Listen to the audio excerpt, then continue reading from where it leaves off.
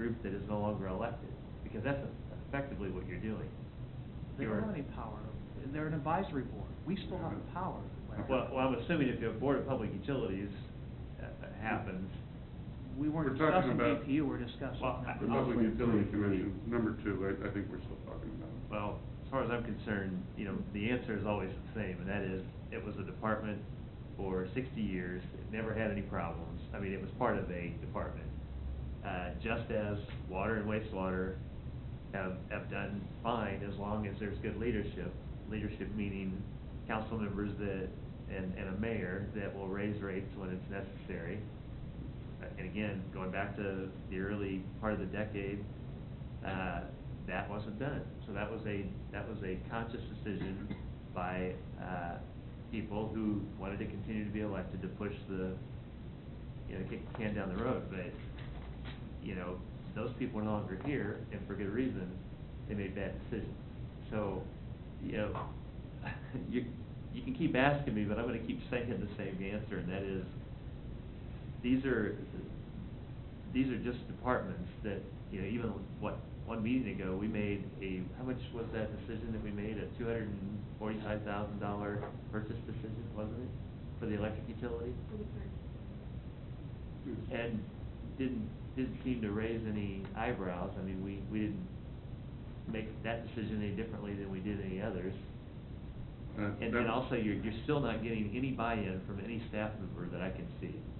I can say that the transformer was a replacement part. There wasn't planning that was involved in that, aside from, you know, the usual type of planning you make before you make a repair. This wasn't like planning for the future. This wasn't like, you know, studying the cost of service and rates.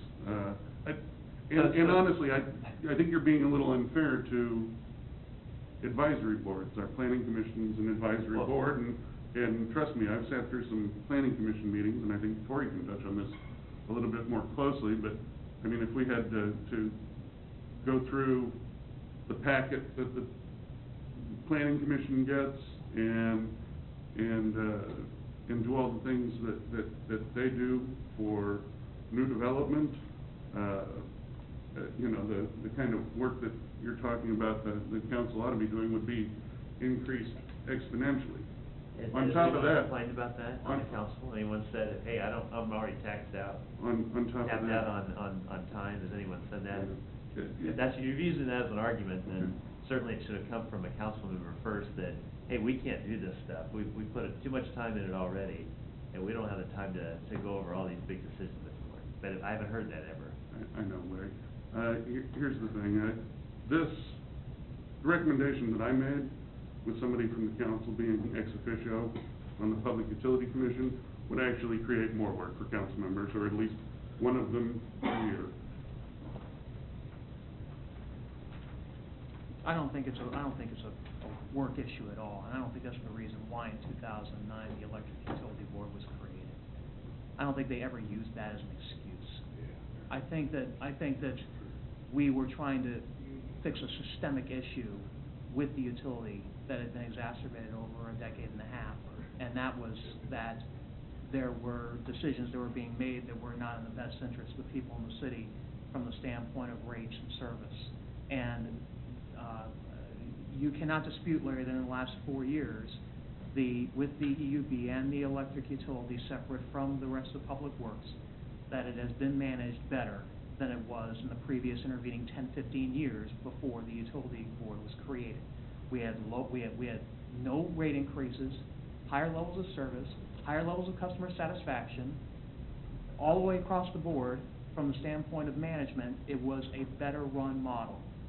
So I mean, you can say what you want. I don't think that there's anybody on this dais except perhaps you that wants this underneath Public Works as it was before 2009. I think Steve's probably right. Christie? Well, I guess Larry, I mean, if I look at 2 or 3, like I said, I mean, I understand the difference. You're a separate department, but I really don't see a whole lot of difference. But is your hang up the board specifically, no matter what options these are?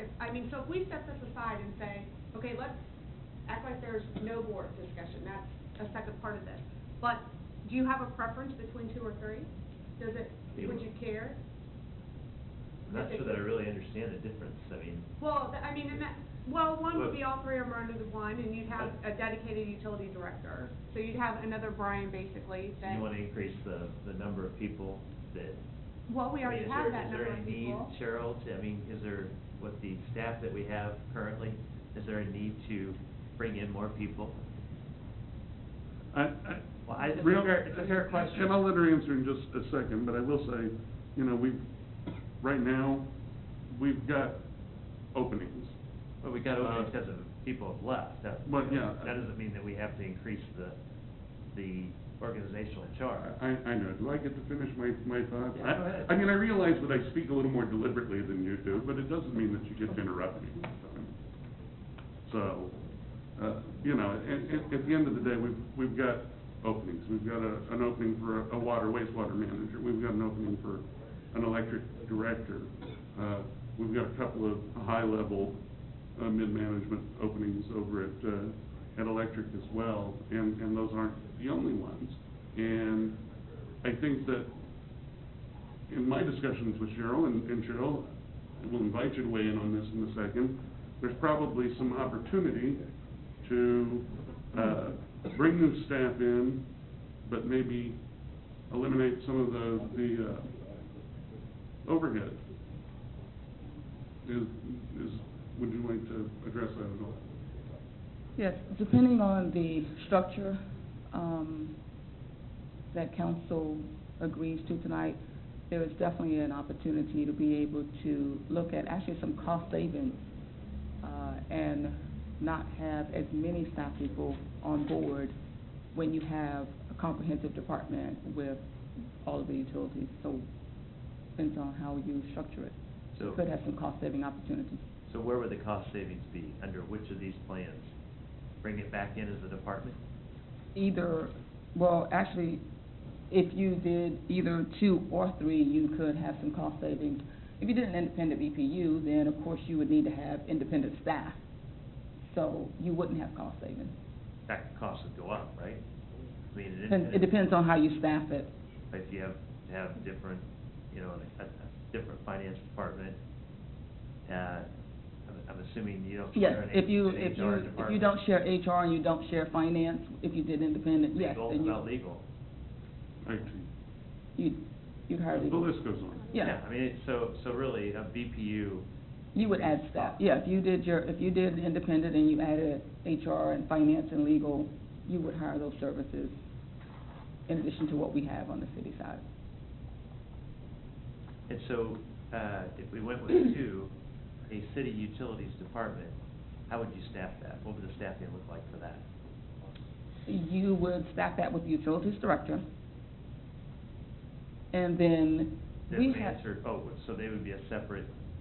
Yeah, if you did a department. separate utilities department, you would staff that with the utilities director. And do you think that's necessary? If you're gonna have a utilities department, I would recommend you have a utilities director. But I mean, do you see that we need a utilities director? That's a policy decision. I don't think she's gonna weigh in on the policy decisions, and we could try that for a long time tonight, and, you know, I think- I've tried to get her to weigh in on policy decisions in closed-door meetings in the bank here, and she's just not going to do it, so, might as well not go down that path. But let me speak on the policy there. I think that from the standpoint of, let's say, economic development, for example, Mhm. it makes a heck of a lot more sense to have a utilities director that reports directly to the city administrator. Because, I mean, if that's the way you want to go, if you want to keep within the city, the best approach would be number 2, because then they can collaborate directly on economic development initiatives.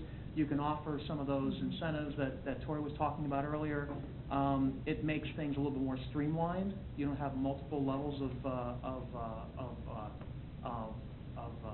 reporting you have to go through to have that done. From a budget perspective, now we can set up budgets that are directly applicable to the utilities, vis-a-vis public works.